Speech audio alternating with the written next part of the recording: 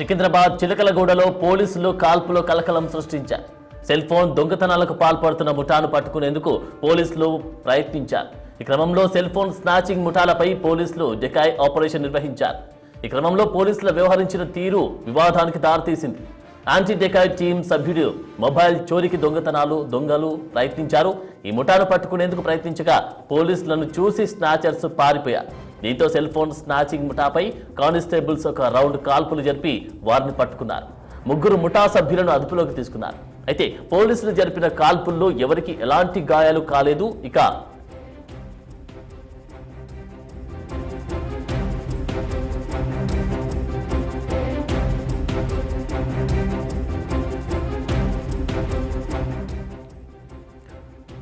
సికింద్రాబాద్ చిలకలగూడలో పోలీసులు కాల్పుల కలకలం సృష్టించాయి. సెల్ ఫోన్ దొంగతనాలకు పాల్పడుతున్న ముఠాను పట్టుకునేందుకు పోలీసులు యత్నించినట్టుగా తెలుస్తా ఉంది.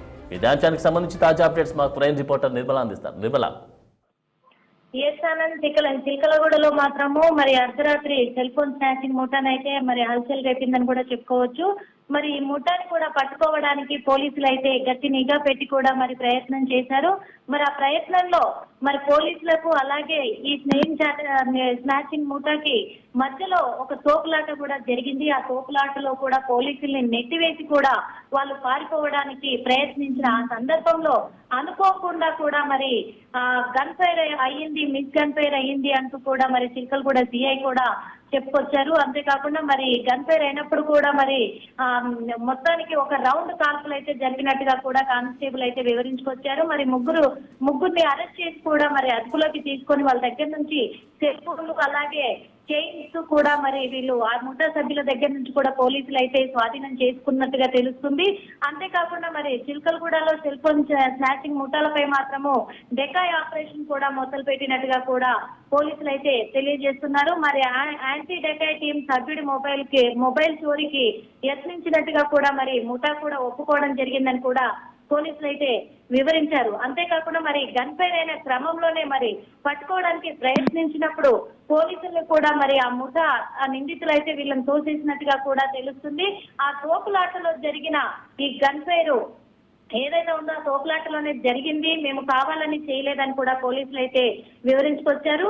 మరి ఆ ముగ్గురిని అదుపులోకి తీసుకున్నారు, వాళ్ళని విచారిస్తున్నారు. ఇంకెంతమంది టీం ఉంది వీళ్ళ వెనకాల అని కూడా. ఎందుకంటే ఈ మధ్యలో చైన్ స్నాచింగ్లు కావచ్చు, సెల్ ఫోన్ స్నాచింగ్లు కావచ్చు, అలాగే దొంగతనాలు కూడా ఎక్కువగా జరుగుతున్నాయి కాబట్టి మరి పోలీస్ సిబ్బంది అయితే అలర్ట్ అయి కూడా అన్ని చోట్ల కూడా అర్ధరాత్రి అనకుండా తెల్లవారులు అనకుండా 24 గంటలు కూడా వాళ్ళైతే కాపలా కాసి కూడా మరి ఎందుకంటే సివిల్ డ్రెస్లలో కాపలా కాసి మరి ముఠాలను అయితే పట్టుకోవడం కూడా జరుగుతుందన్న.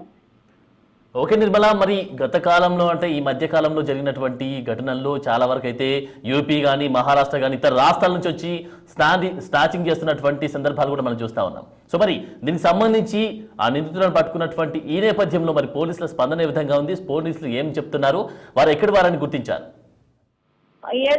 ఇప్పుడైతే వాళ్ళు ఎక్కడి వాళ్ళు అని చెప్పేసి అయితే ఇప్పటికైతే తెలియజేయలేదు. గత కొంతకాలంగా జరుగుతున్న ఈ దోపిడీలకు సంబంధించి మాత్రం మరి ఈ నిందితులందరూ కూడా ఈ నేరస్తులందరూ కూడా మరి ఇతర రాష్ట్రాల నుంచి ఎక్కువ ముంబై, ఢిల్లీ, మహారాష్ట్ర, బెంగళూరు నుంచి కూడా ఇక్కడికి వచ్చి మరి వాళ్ళు డే టైంలో అంటే పగలపూట వాళ్ళు ఆటోలలో తిరుగుతూ ఆ గల్లీలలో కానీ వీధులలో మరి వాళ్ళు ఆటోలలో తిరుగుతూ మరి నైట్ పూట దొంగతనాలకు పాల్పడుతున్న సిచ్యువేషన్లు కూడా పోలీసులు అయితే సీసీ కెమెరాల్లో కూడా వాళ్ళు ఆధారాలను సేకరించడం జరిగింది. మరి అదే విధంగా మరి వీళ్ళు కూడా బయట రాష్ట్రం నుంచి వచ్చిన వాళ్ళ, లేకపోతే ఇక్కడ హైదరాబాద్ నగర వాసులా, లేకపోతే తెలంగాణ రాష్ట్రంలో ఇంకే ఎక్కడైనా జిల్లాకు సంబంధించిన వాళ్ళ అనే కోణంలో కూడా దర్యాప్తు అయితే చేస్తున్నారు. మరి ముగ్గురు నిందితులు పోలీసుల అదుపులోనే ఉన్నారు. వాళ్ళ నుంచి నిజాలు రాబట్టడానికైతే మరి దర్యాప్తు కొనసాగిస్తున్నారు ఆనంద్.